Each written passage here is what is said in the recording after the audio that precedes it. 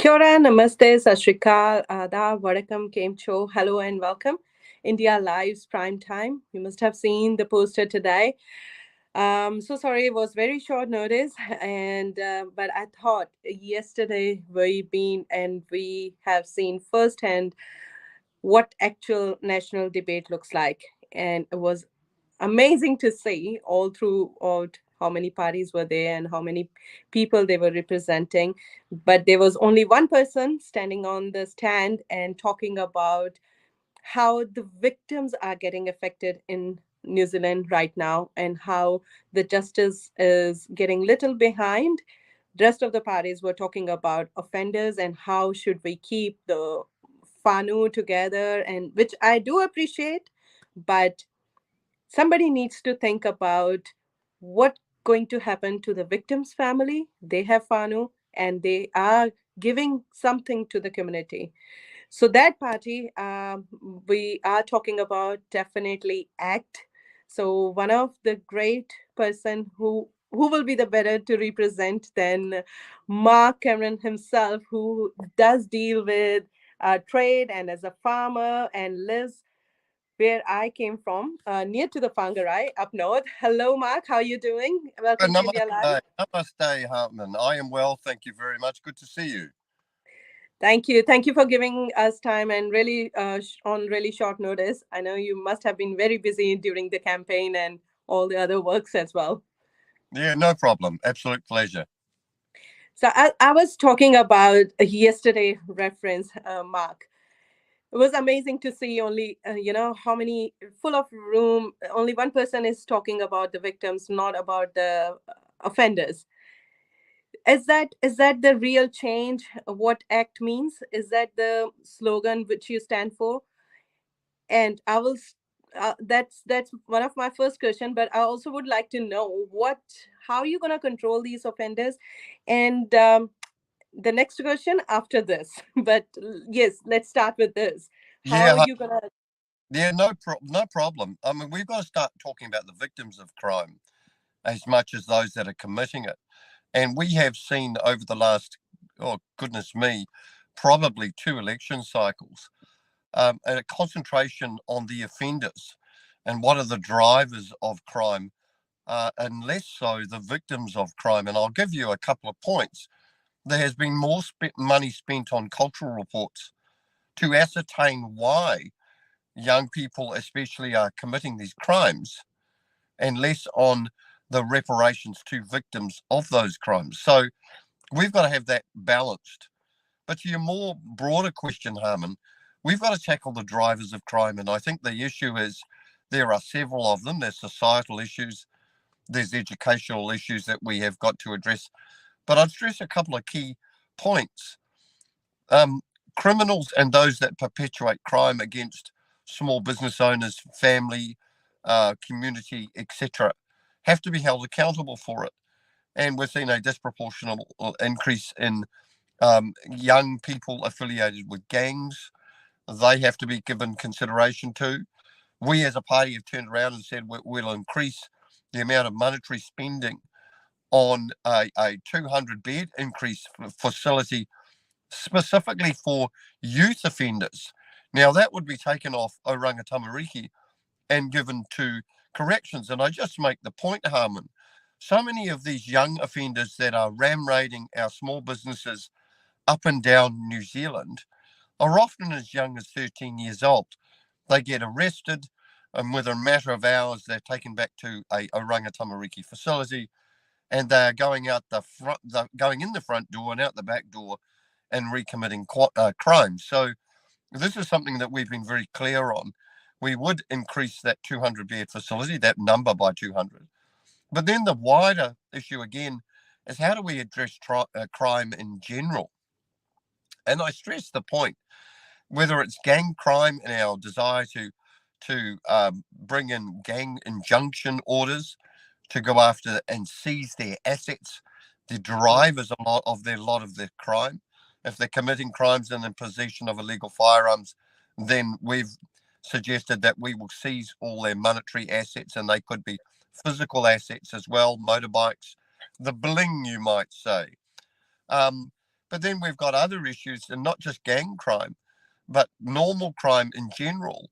We've said we've got to be hard on crime. And I think the wider point I'd make as I close up, we've seen a reduced prison population number. Now, that was an agenda, I would wager, that was pushed forward by the left leaning Labour led Green Coalition government. Now, we have said that we would scrap that reduction target for prison population, restore prison numbers back to where they were at 2017, and hold accountable those that commit crimes. Now, that would incarcerate about 2,200 extra persons per year. But I just asked the question, if it's costing every New Zealander, all 5 million of us, about $1 a day to have criminals behind bars to make our community safer, I think it's worth it. And I think if we were to offer that question to our listeners today, they'd probably agree as well. For sure. Now, when we talk about the numbers, you are very right, Mark. The numbers in the real paradise, in real, if we think about the dream where there is no crime, great. We don't need jails, we don't need police, we don't need that authorities. But we are living in real world. We are facing the real challenges, and I believe the judgment from the judicial, or the judges, needs to be passed on, and have the authorities not thinking of, do we have capacity in the jails, are we allowed to put, if once it's offender, they needs to have set the bar, they need some consequences to be faced. I have 7 years old daughter, but I don't think so. Any cultural, it's not about Indian. I'm just saying any culture, any parent, they don't want their teenage kids to go and ram raid some shops, or put it on Facebook or Insta or whatnot, to promote we are doing some crime and come and chase us. How this cultural report uh, uh, works for, not for the victims but for the offenders. I heard one of your party member, Ash Permar, a same person, same offender, did 3 times ram raid, same place, and he got 76% off, which is more than the Briscoe sale we can get it. So how You does are that work? you are 100% correct, Harman, and this is the problem that not we currently, but the existing government has favoured those that are, excuse me, that are pushing the crime narrative and not supporting the victims of it. And I go back to my former remarks. We've got to address the drivers of it and make those people responsible. That's true. Now, when we're talking about the numbers as well, I'm so sorry, Mark. I think I'm putting you on right spot, No, but I've got a chest infection, but carry on. I apologise. no, no. Um, when we're talking about the numbers, and every day, first headlines is coming up. This ram rate, this business is shut. Another week or whatnot. But another headlines we are looking at, slowly, it's becoming the headlines. This container got this much drugs, illegal. Now, I just trying to think. We have policies for firearms, great, but are those firearm policies or the drug policies are just for the people who are actually genuinely want to keep, the farmers or the local hunters want to keep it in the legal way? They are being harassed because how many percentage we are doing the legally checking the containers which are actually entering in New Zealand from the water seas. I think if you can remind me the numbers, Mark. Excuse me. Yeah, I just make the point. There's about, I was offered this, so I'm not 100% correct on the figures, but it was offered to me by someone that works alongside customs officials. And they said there were about 2.5% of all ship containers coming into New Zealand that went through an official X-ray machine, a special machine designed to see um, what the internal workings of the storage of that container was. Now, I just make the point that, to your earlier remarks, there's 240 odd thousand licensed firearm owners that really were law abiding, and yet we've seen an increase in gang violence quite often associated with guns as well. And what has been proposed is that there will be a gun registry. And, the ACT Party's been very clear on this. The registry, as it is designed, will capture those that abide by the law. And I just make the point, every time the police go after the gangs and seize firearms, there's about 40,000, there was about 40% of 35, 40 odd thousand firearms that were seized over a period of time that had no license number on them all. In other words, the licensing number that is stamped into the barrel of the firearm or its components are being ground off. So I stress the point. What this registry will do will capture that sign up for it, the law, i.e., the law-abiding people, and it will miss the gangs altogether. So between your first question, which is how do we stop the illegal importation of ship containers, that's a really difficult one to address because that would take further investment at customs level, uh, given that we have a huge volume of ship containers coming into the country. So that is definitely a porous part of the equation. But more importantly, I think what we can do, Harman, knowing that is a problem and we have to continue to address it, we've really got to go after the gangs. And, the lot of the gun related activity with gangs is related to drugs. And if we go after the gangs and they are found in possession of illegal firearms, that invokes a gang injunction order as if we've proposed them. It would seize all their assets and in the same time would take a lot of the illegal drugs off the streets. So it's a win-win. We've just got to get, over the line in this next few days, get into government, and hopefully we can address some of these issues. The border security issue is an ongoing one. And I'd make the final point when it comes to devanning, what they call devanning ship containers. That's the scrutiny of the exterior of the container and its internal aspects. In other words, what's inside it. That needs to be done. Or have greater investment. I think people are doing it pretty well. The MPI is doing a good job of it, but there could be more investment and certainly more scrutiny by those in customs to make sure that we're getting the KPIs, the key performance indicators, the outcomes we need. In other words, capturing biological stuff that's coming into the country that we don't want here, and also capturing the guns, the legal firearms that are coming in unbeknownst to so many of us. Yes, because it's not only these two things, but there are so many things. I did little research, Mark, and I've been come to know one of the ex, I can't say their name, but one of the ex driver who used to up, unload the ship containers and leave the things on, the places. He told me only 2 to 5% containers. I'll repeat, only 2 to 5% containers get checked, and he sometimes doesn't know what is he carrying from one place to another place. Most of the time he's being just told, take this shipment to somewhere, and it's the drugs, it's so many illegal stuff coming to our country which is somehow supporting our gangs. And I clearly, yes, I agree with Mark. This is probably we need to think about, we if we keep raising this voice, probably we have to consider this as one of the great questions of our safety and our better New Zealand future.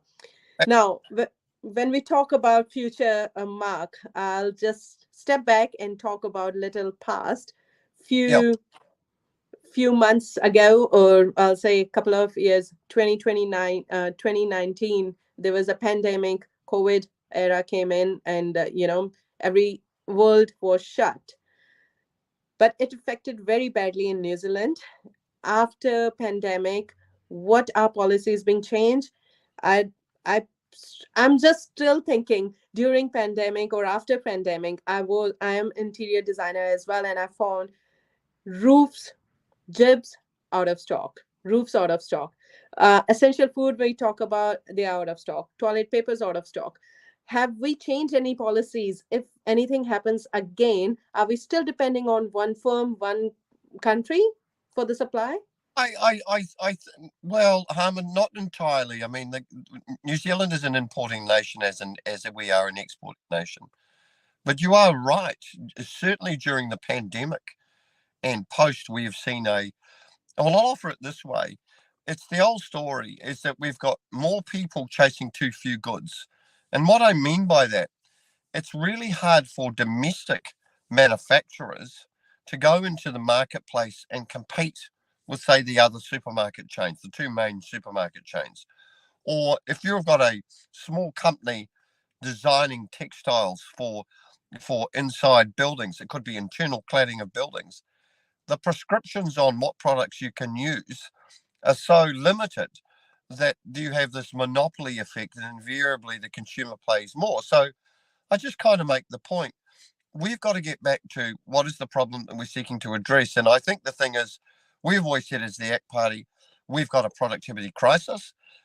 You flood the supply side of the market. In other words, you allow for competition to enter into the market. That helps consumers. It drives down the price. It affords New Zealanders and those people living here the ability to have multiple choice. And we've also got there's another part of the story. Make it available for foreigners to come into New Zealand from all parts of the world, especially friendly OECD countries that we trade with all the time, to invest.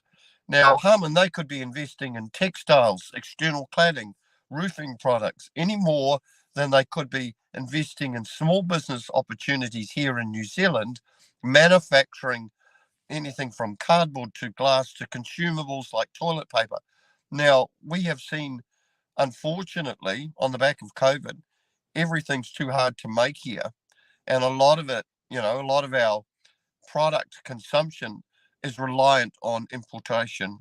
And part of that, unfortunately, is because it's really hard for us to set up shop in New Zealand and be competitive. And I would just make the point again.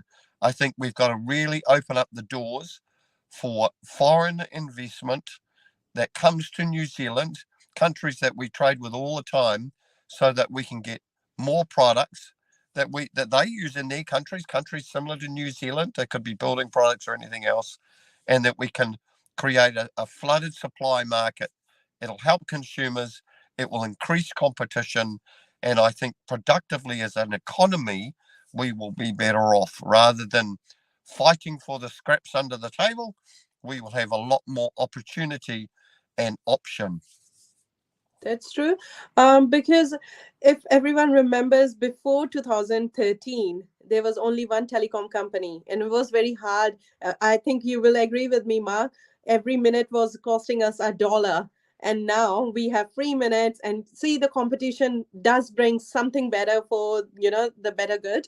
Um, um, it's Absolutely. it's it's the margins you need to compete with in the market. But if there is no competitor who can set price, you are the only one king, so it will be really hard. Right. We've got to create a market of honest competition, and we are a party that supports the free market enterprise. And I think the thing is, we're a market-based economy. We're so heavily reliant on our exports going out, which creates revenue.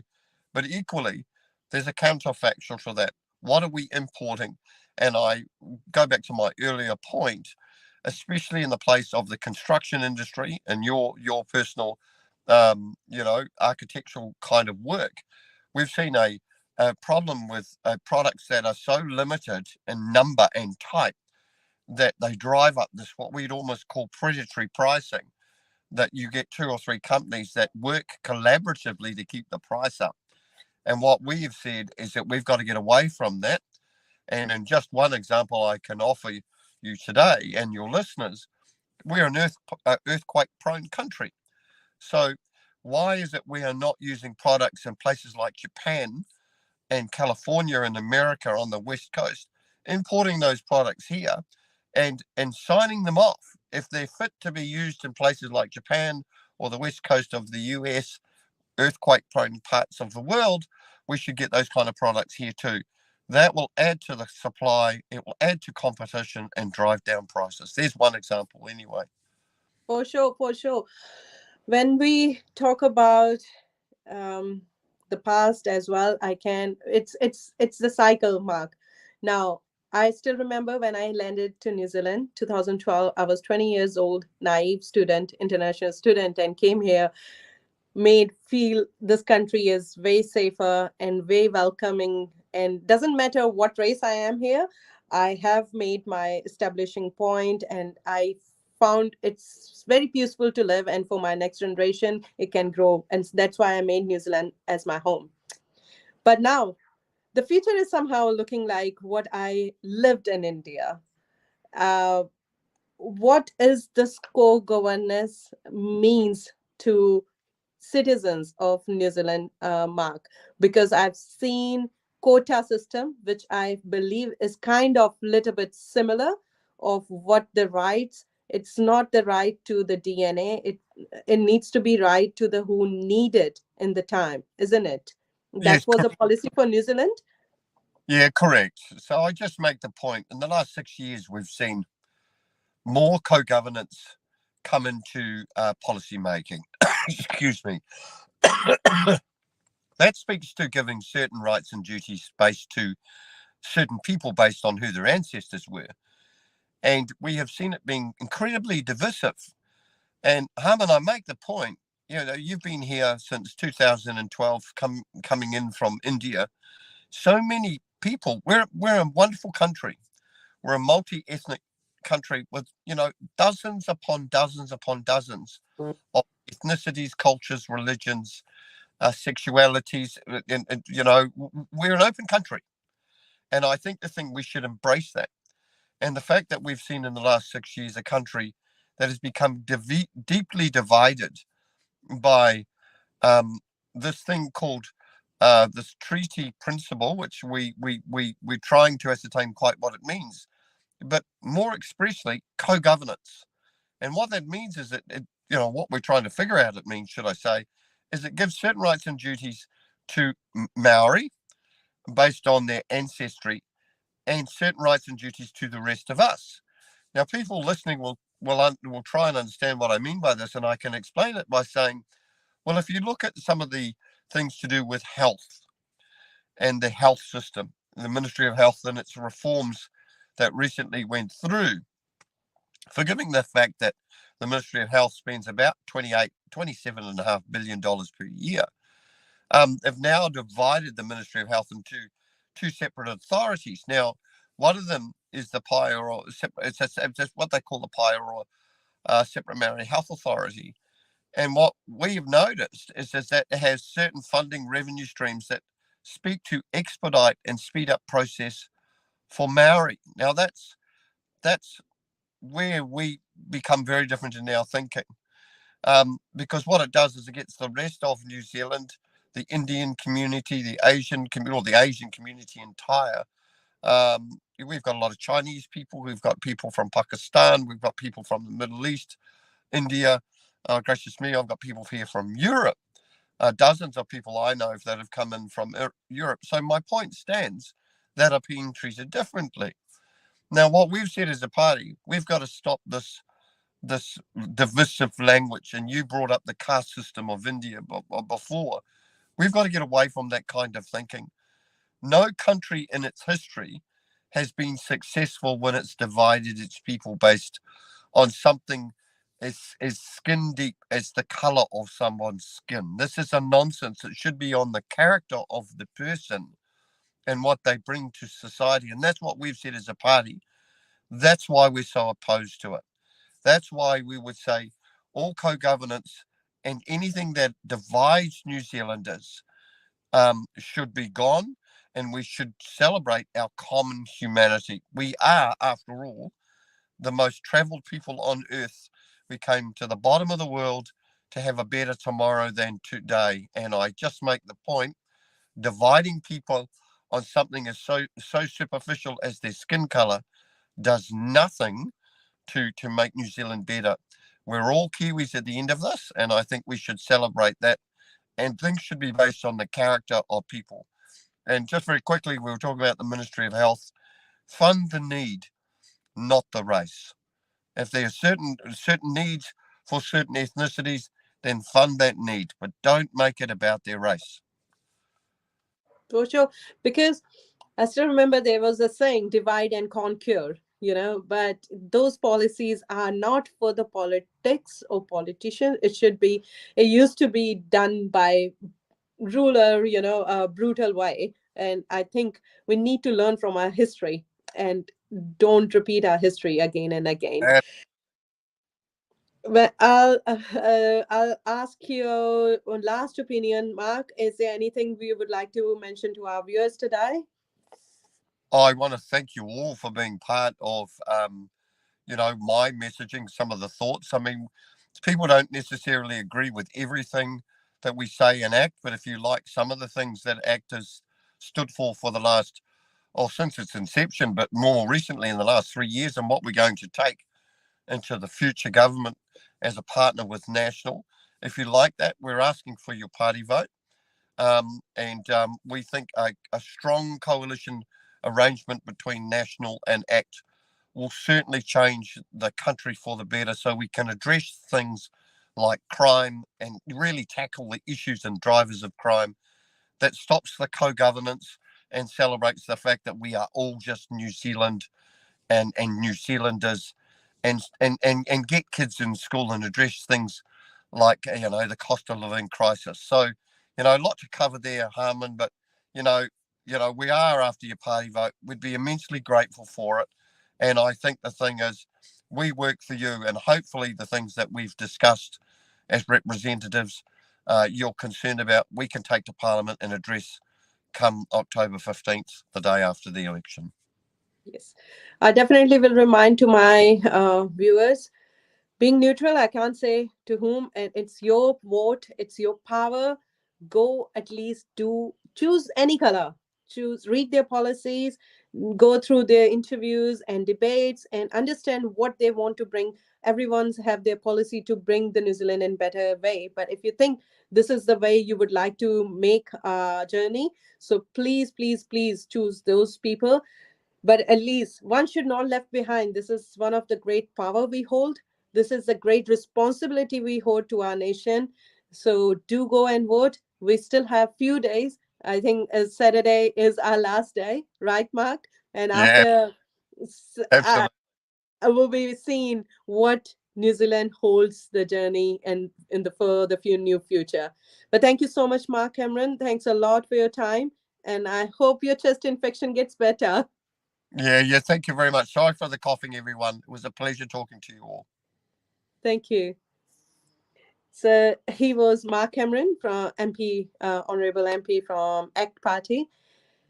Great discussions. बहुत कुछ ਅਸੀਂ ਦੇਖਿਆ ਪਿਛਲੇ ਇੱਕ ਹਫਤੇ ਤੋਂ 10 ਦਿਨਾਂ ਤੋਂ ਕੋਸ਼ਿਸ਼ ਮੇਰੀ ਇਹੀ ਸੀਗੀ we will bring all the parties and policies and the candidates as much as we can to represent their policies and what they are thinking about the new future.